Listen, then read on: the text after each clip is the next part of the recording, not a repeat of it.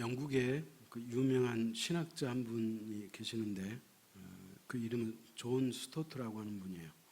그래서 신학을 하는 사람은 최소한 이 사람의 책 서너 권 이상은 갖고 있을 만한 그런 대단한 분인데, 이 존 스토트라고 하는 이 박사님이 이제 평생의 신학자로서 성경을 연구하고 설교하시잖아요. 그런데 이분이 예수님의 삶과 사역을 한마디로 대변해 주는 말씀이 무엇인가를 찾아낸 거예요. 그러니까 이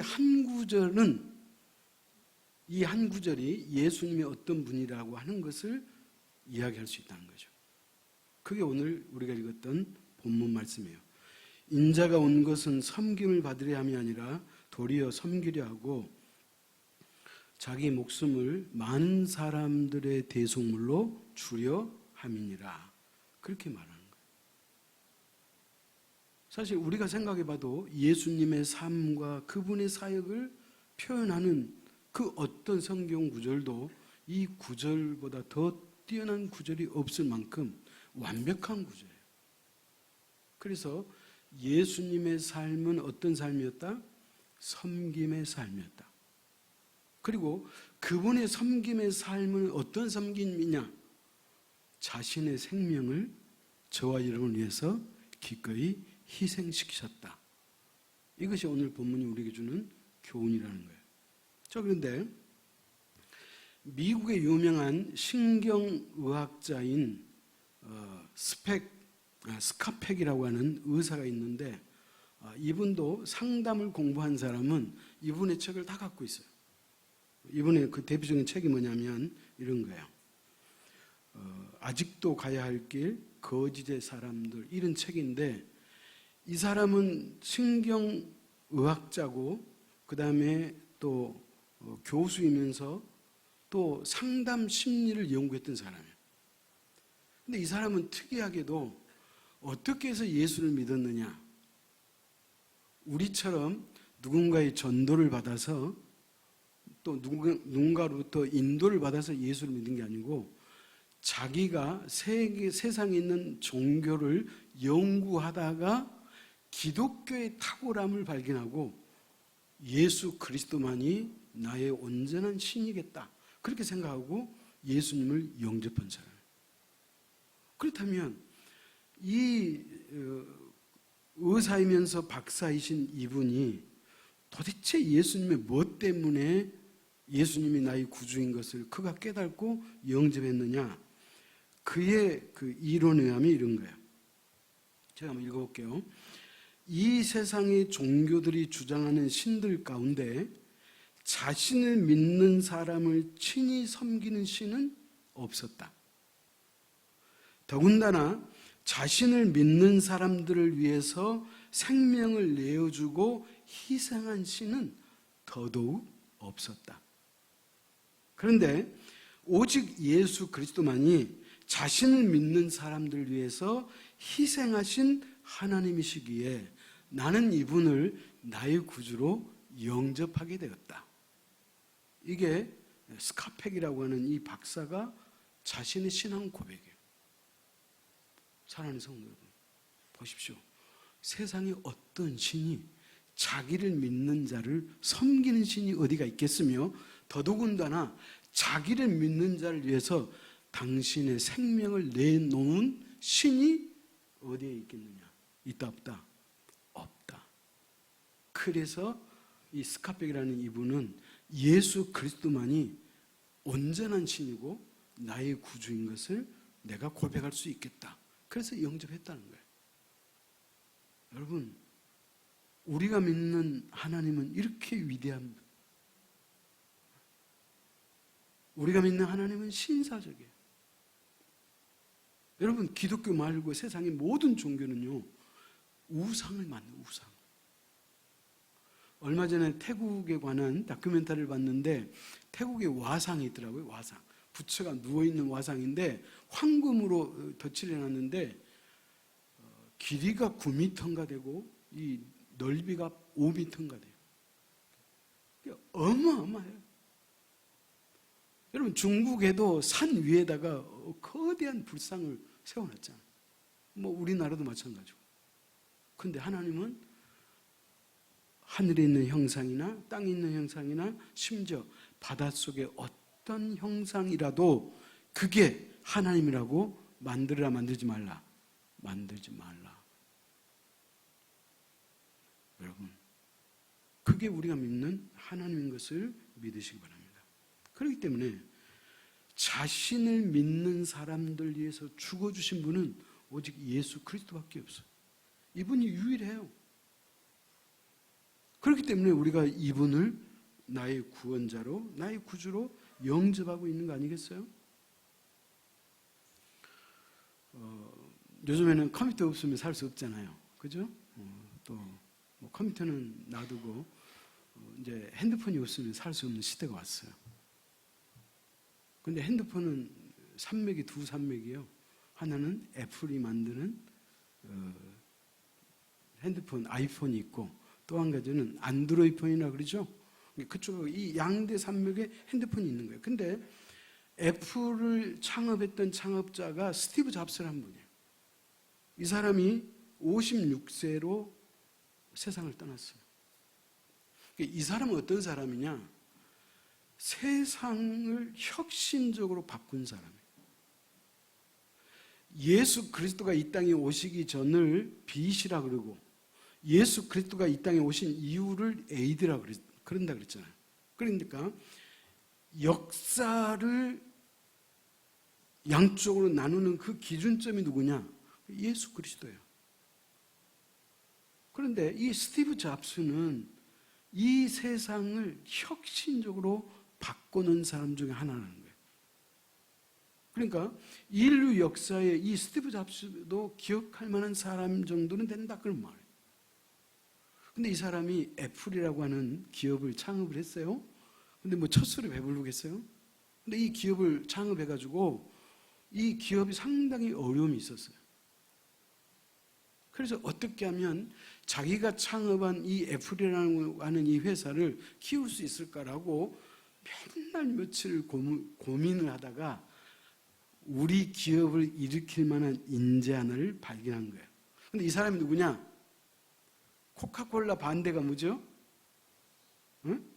펩시콜라 CEO를 발견하게 된 거예요. 이 펩시콜라 CEO는 이름이 뭐냐? 존 스컬리라고 한 사람인데 이 사람이 무려 38살에 펩시콜라 CEO가 된 거예요. 이 사람이 죽었다 깨나도 코카콜라를 따라갈 수 없는 그 펩시를 이제는 코카콜라도 한 번씩 넘을 만한 그런 기업으로 키웠다는 거예요. 그래서 스티브 잡스가 이 스컬리라는 사람을 찾아갔어요. 왜 찾아갔을까요? 자기 회사에 영입하려고 찾아간 거예요. 근데 생각해 보세요. 그 세계적인 유명한 펩시콜라의 CEO로 있는데 다른 회사에 갈 이유가 하나도 없어요. 애플은 그 당시 창업했기 때문에 별로 알아주지 않는 그런 회사예요. 또 한 가지, 이 스티브 잡스라는 사람이 파격적인, 소위 말하면 천문학적인, 소위 말하면 그 연봉을 대우해 주겠다고 하면서 이 사람을 영입하려고 해도 이 스컬리라는 사람은 거절한 거예요. 왜? 자기가 그쪽으로 옮길 이유가 없어요. 여기서 대우 잘 받고 있는데. 그러지 않겠어요? 그러다가 세월이 한 해, 두 해 이렇게 지나가는 거예요. 그래서 44살 때 38살에 영입하려고 했다가 안 되기를 44살 때 스티브 잡스라는 사람이 스컬리를 찾아가지고 딱 한마디 던졌어요. 이 말에 스컬리는 애플로 소위 말하면 이직을 하는 거예요. 그러면 여러분 궁금하잖아요. 도대체 스티브 잡스가 이 스컬리라는 사람에게 무슨 이야기를 했길래 이 사람이 꼼짝없이 애플 회사로 자리를 옮겼겠냐는 거예요. 유명한 그 스티브 잡스의 일화 중에 하나예요. 이게. 자, 어떻게 이야기했느냐? 이런 거예요.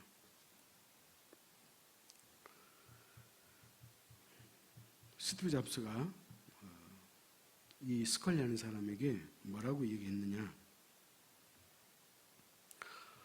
당신은 일평생 설탕물을 팔다가 인생을 마치겠습니까?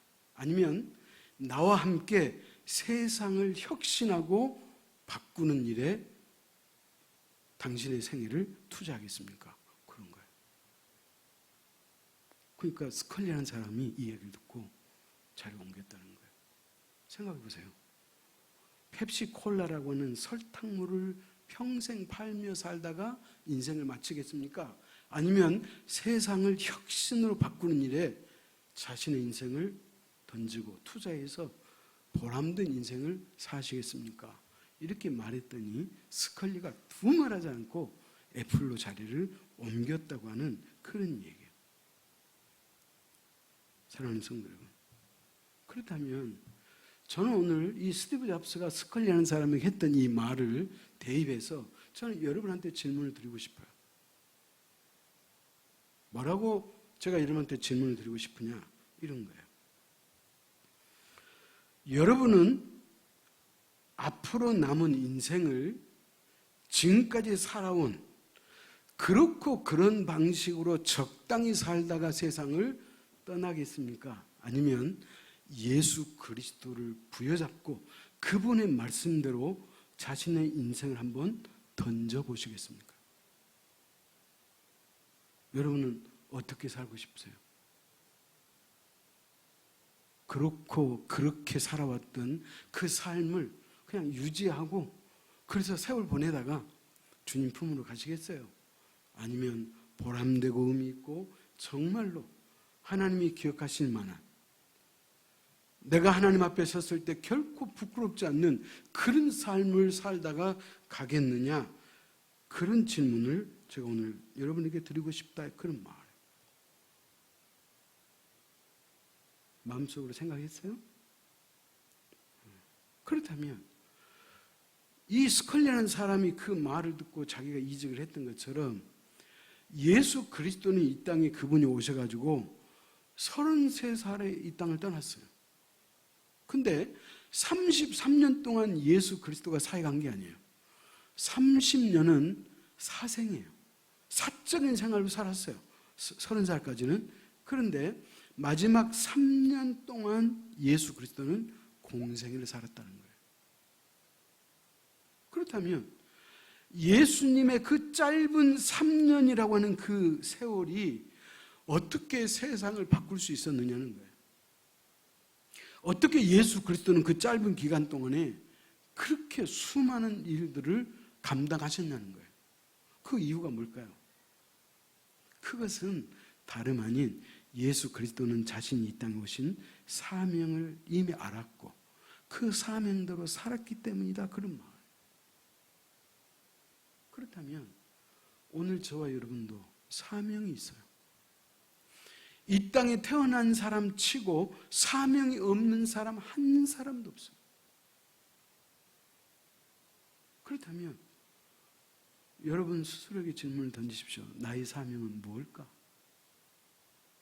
도대체 나는 이 땅에 태어나가지고 그냥 고등학교, 대학교까지 나오고 직장생활 하다가 또 나이가 차니까 결혼하고 그래서 그냥 아이 낳고 살다가 재수 좋으면 좀 오래 살고 그렇지 않으면 일찍 떠나는 이런 정도의 수준의 삶을 위해서 우리가 이 땅에 태어난 건 아니잖아요. 여러분, 하나님께서 저와 여러분을 이 땅에 보내실 때는 저와 여러분은 이 세상이 존재하기 전에 성경의 표현 그대로 빌리자면 창세 전부터 하나님은 저와 여러분을 당신의 마음속에 염두에 두셨다는 거예요. 아멘? 그렇기 때문에 저와 여러분이 이 땅에 태어나는 거예요. 다시 말씀드립니다. 저와 여러분이 이 땅에 태어난 것은 우리 어머니 아버지가 결혼해가지고 내가 그 사이에서 그냥 태어났다, 그게 아니라는 거예요.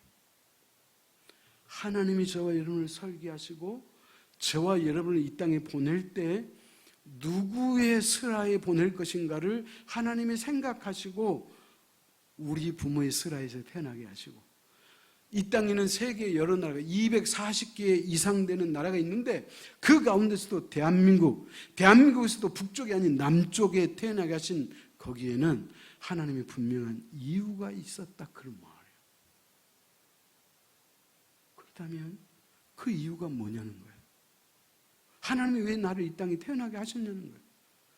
도대체 하나님은 나에게 무엇을 원하고 바라시면서 나를 이 땅에 보내셨을까라고 우리가 질문을 던진다면 그것은 바로 내가 이 땅에 태어난 이유, 그게 뭐냐? 사명이라고 하는 거예요. 사명이 있다는 거예요. 그러면 나름대로 자신의 사명이 있어요. 자기가 알고 있는 사명이 있다 하실지라도 그러나 깊이 있게 한번 생각해 보자는 거예요. 다시 말합니다. 존 스컬리가 내가 설탕물만 팔다가 이 생애를 마치는 게 아니라 나도 보람되고 의미 있는 일을 한번 해봐야겠다 이 결심을 하고 그의 직업을 이직했던 것처럼 저와 여러분도 그런 계기를 만들어야 한다 그 말이에요. 어제보다는 다른 오늘부터의 삶이 우리에게 필요하다 그 얘기예요. 그러면 목사님, 나는 지금까지 신앙생활을 오래도록 해왔지만 그 이유를 모르겠어요. 모를 수 있어요. 그렇다면 여러분을 낳으시고 여러분을 이 땅에 보내신, 여러분을 설계하신 그 하나님 앞에 물어야 되지 않겠어요? 하나님, 도대체 나의 사명은 뭐예요? 나의 남은 생애가 몇 년인지 나는 알 길이 없지만 그러나 내가 이 땅에 살아있는 동안 내가 정말로 열심히 한번 그것을 위해서 내가 살아야 한다면 도대체 그 사명이 뭐예요? 라고 우리가 하나님 앞에 기도하면서 물을 필요가 있다는 거예요.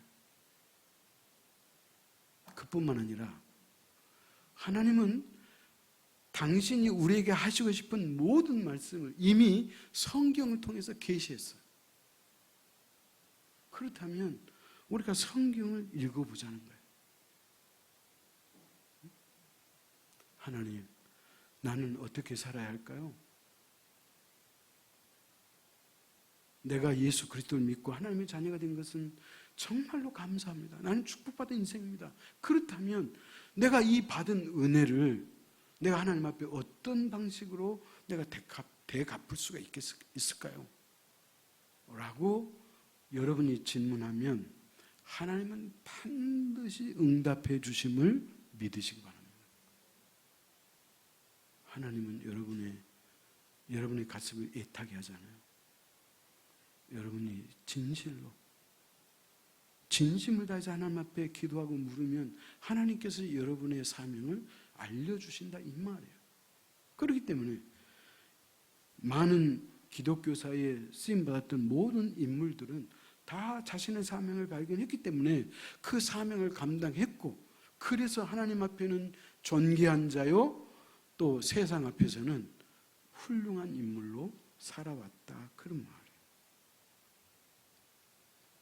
오늘 본문에 보면 이렇게 시작합니다. 인자가 온 것은 그랬어요. 예수님이 자신을 말할 때 인자라 그래요. 우리가 우리 자신을 말하면 제가, 내가 그러잖아요. 똑같은 얘기예요.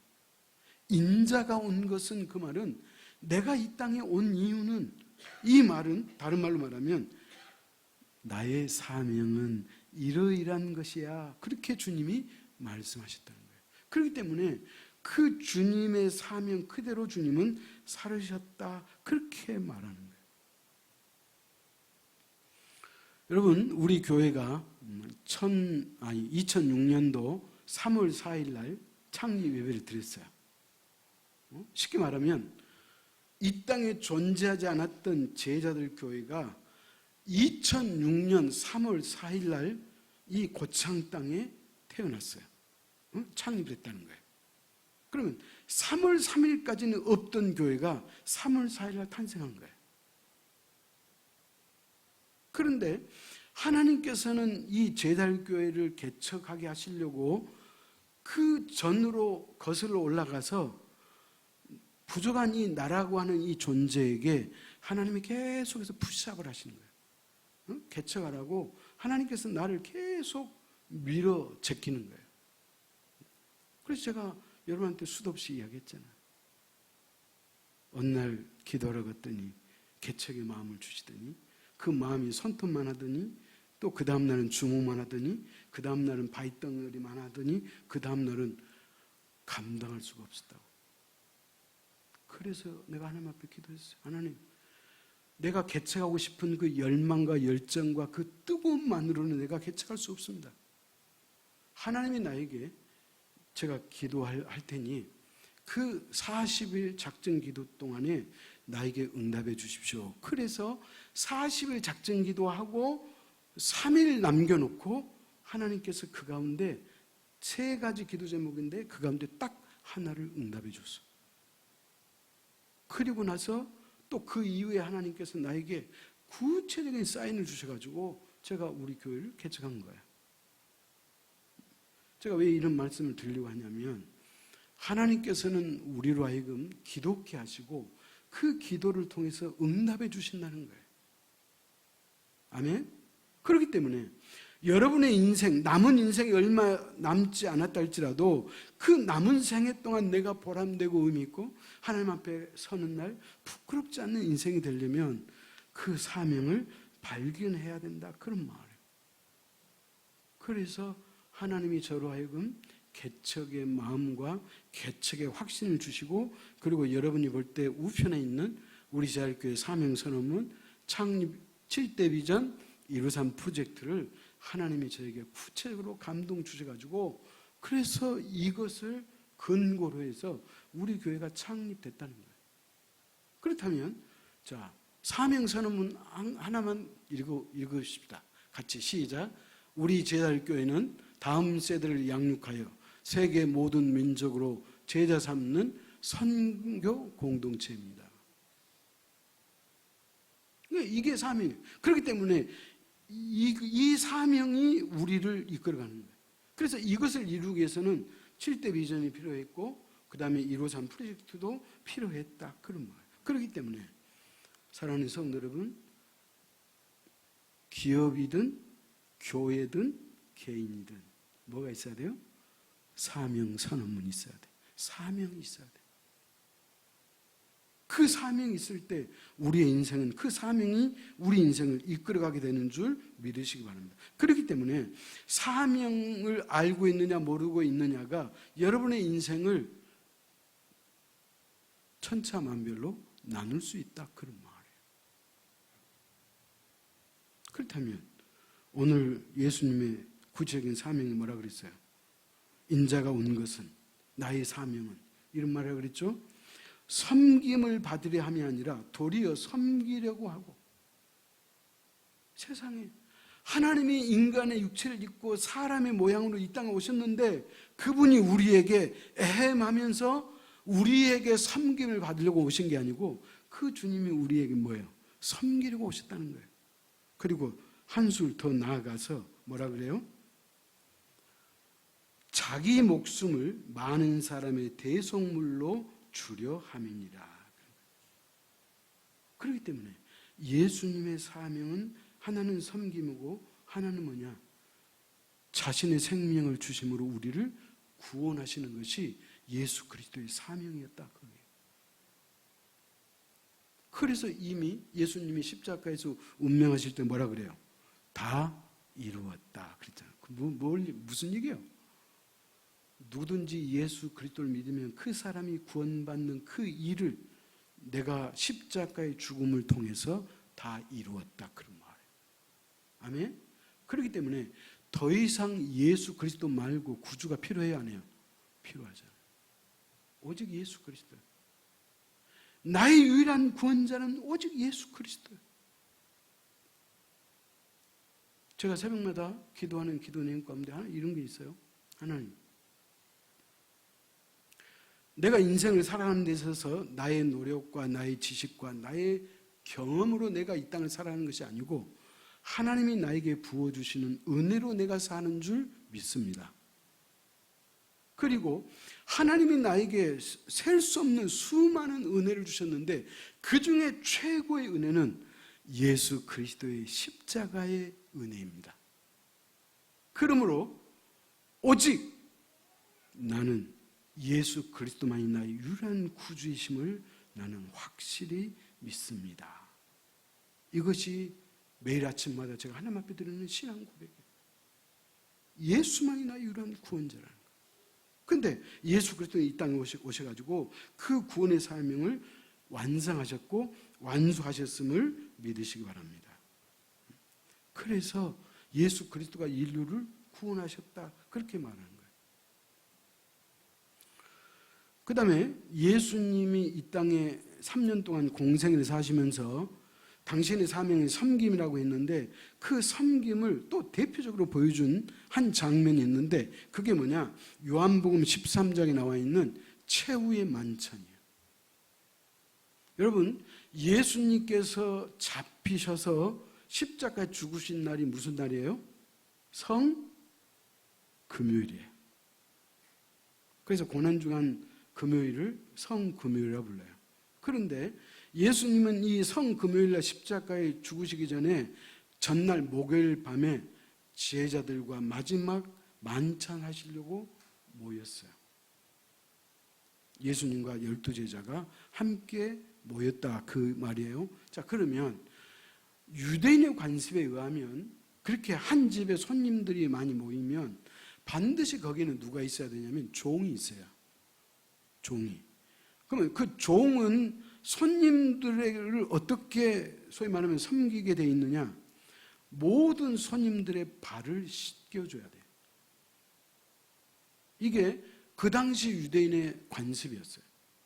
그렇기 때문에 예수님과 12제자가 모였잖아요. 그렇게 많이 모인 그 자리에는 반드시 그 오신 손님들을 위해서 누가 필요했다? 발을 씻겨주는, 소위 말하면 종이 필요했다, 그 얘기예요. 근데 그곳에는 종이 있지 않았어요. 그리고 예수 그리스도께서 저녁 식사를 제자들과 함께 하신 후에 일어나셔서 수건을 두르시고는 제자들의 발을 씻겨주셨어요.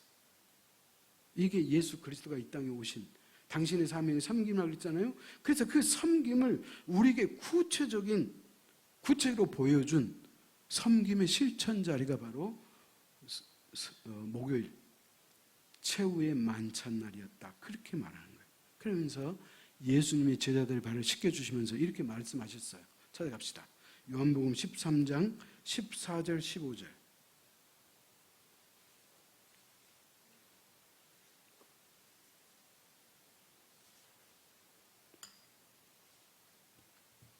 요한복음 13장 14절 15절 교독합시다. 내가 주와 또는 선생이 되어 너희 발을 씻었으니 너희도 서로 발을 씻어주는 것이 옳으니라.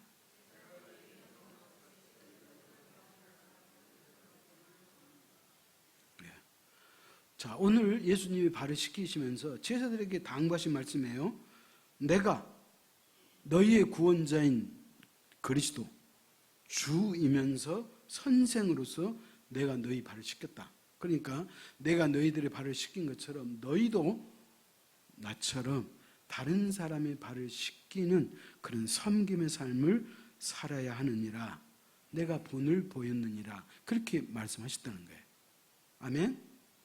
그래서 제자들도 예수님의 섬김을 보고 섬김의 삶을 살도록 당부하셨다는 거예요. 그렇다면 이 말씀이 그 최후의 만찬하는 그 자리에서 예수님이 12명에게만 주신 말씀이냐? 그렇지 않아요. 성경에 기록된 모든 말씀은 다 나에게 주신 말씀이에요. 아멘? 오늘 여러분이 주신 말씀이에요. 여러분도 어떻게 살아라? 섬김의 삶을 살아라. 섬김을 받으려고 하지 말고 섬김의 삶을 살아라, 그렇게 말씀하는 거예요. 또 찾아갑시다. 요한복음 13장 1절이에요.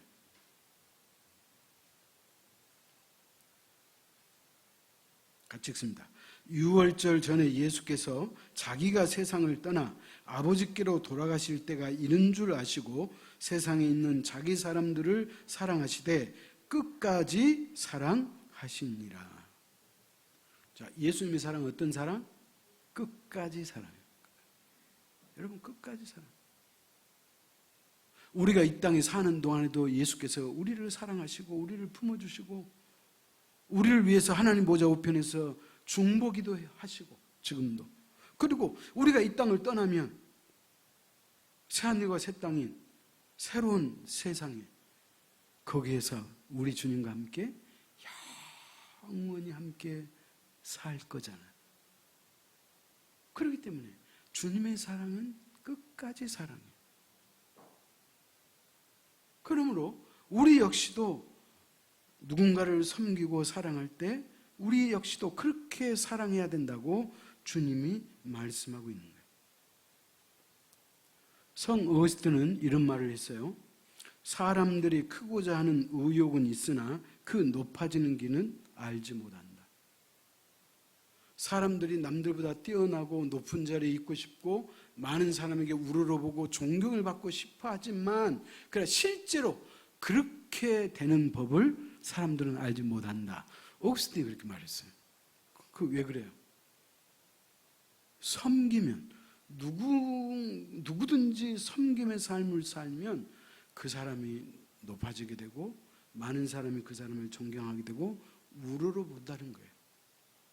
근데 사람들은 높아지고 또 우러러보고 존경받고 싶어 하지만 그 길을 알지 못한다고 어거스틴이 그렇게 말했다는 거예요. 찾아갑시다. 마태복음 20장 전에 마태복음 7장 먼저 읽겠습니다.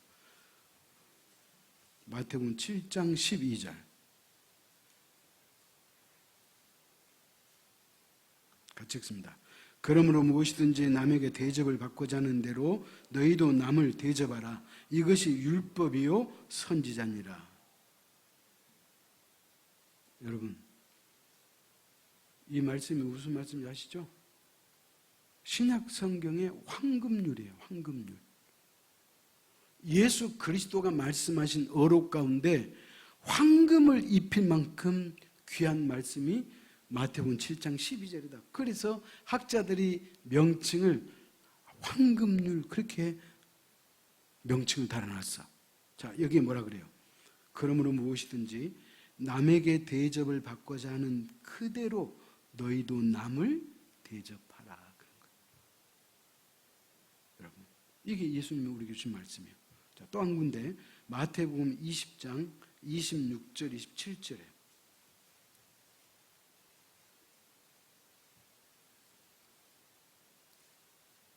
마태복음 20장 26, 27절 교독합시다. 너희 중에는 그렇지 않아야 하나니 너희 중에 누구든지 크고자 하는 자는 너희를 섬기는 자가 되고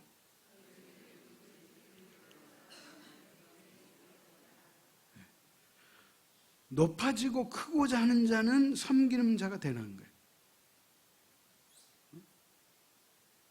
여러 사람들 가운데 으뜸이 되고자 하는 자 역시도 어떻게 살아라? 섬기는 자가 되고 오히려 그들이 뭐가 되어야 된다? 종이 되어야 한다. 그렇게 말씀하는 거예요. 그렇기 때문에 주님께서 이 말씀을 하시는 이유는 본인이 그렇게 실천했기 때문에 그분은 우리에게 자신 있게 말씀할 수가 있었다. 그런 말이에요. 그렇다면 제일교회 성도 여러분, 다시 한번 여러분에게 질문을 드리겠습니다.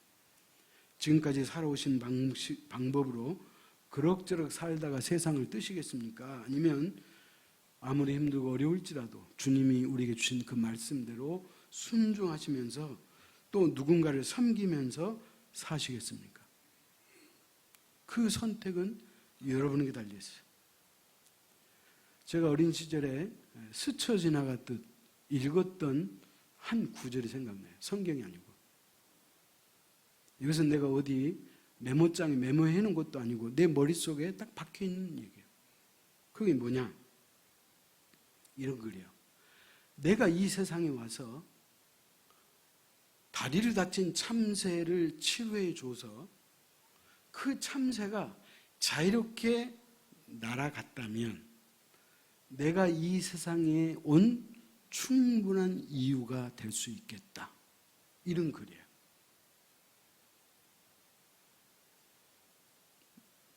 멋있죠? 여러분, 섬김이라고 하는 것이, 우리가 누군가를 위해서 산다고 하는 것이 거창하고 큰 것만이 아니에요. 아주 작은 섬김이라 할지라도 그 섬김이 결국은 내가 이 땅에 온 이유를 충분히 설명해 주고도 남는다, 그런 말. 그러니까 아주 하찮은 작은 일일지라도 그것이 누군가에게 유익이 되고 도움이 됐다면 그것은 내가 이 세상에 온 이유다, 그 말이에요. 그래서 제가 오늘 말씀의 제목을 이렇게 잡았어요. 내가 이 땅에 온 충분한 이유. 응? 여러분, 큰일이 아니에요. 누군가에게 벗이 되어주고 누군가의 고민을 내가 해결해 줄 수는 없지만 그러나 그 사람이 이야기했을 때 내가 들어줄 수 있는 그런 자세. 어려운 사람을 봤을 때 내 마음속에 내가 그를 직접적으로 도울 수는 없지만 그럼에도 불구하고 내 마음속에 국난 마음이 솟아오른다면 여러분은 이 땅에 오신 충분한 이유가 될 수 있다, 그런 말. 그렇기 때문에 오늘 이 시간 이후부터 오늘 예수 그리스도가 이 땅에 오신 사명이 무엇인지를 우리가 알았다면 저와 여러분도 이 땅에 온 이유는 분명해요. 그것은 섬김임을 믿으시고 아주 작고 사소한 것일지라도 섬김의 삶을 살아가는 복된 저와 여러분 될 수 있기를 축원합니다. 기도하겠습니다.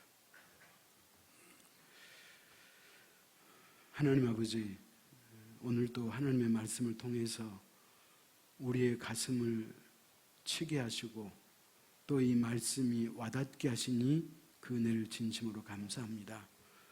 우리는 이 땅에 살면서 무엇인가를 더 많이 소유하고 싶고 또 소유한 것은 우리가 움켜쥐고 싶고 또 우리가 남보다 더 많은 것을 누리고 살기를 원하지만 그러나 예수 그리스도의 삶에 비춰보면 이 모든 것이 결국은 부질없음을 우리가 깨닫습니다.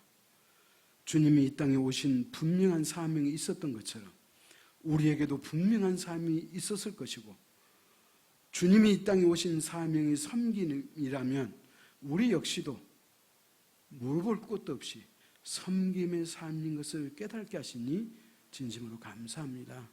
아버지 하나님, 이제 오늘 우리의 마음속에 주님이 걸어가셨던 그 길을 따라 걷게 하시고 주님이 섬겼던 그 모습을 만분의 일이라도 내가 본받을 수 있는 우리 재활교회 공동체가 될 수 있도록 축복하여 주옵소서. 그래서 아버지 하나님, 나라고 하는 이 존재의 삶이 복되게 하시고 이 땅에 온 충분한 이유거리를 찾을 수 있는 우리 모두가 되도록 역사하여 주옵소서. 예수님의 이름으로 기도하옵나이다. 아멘.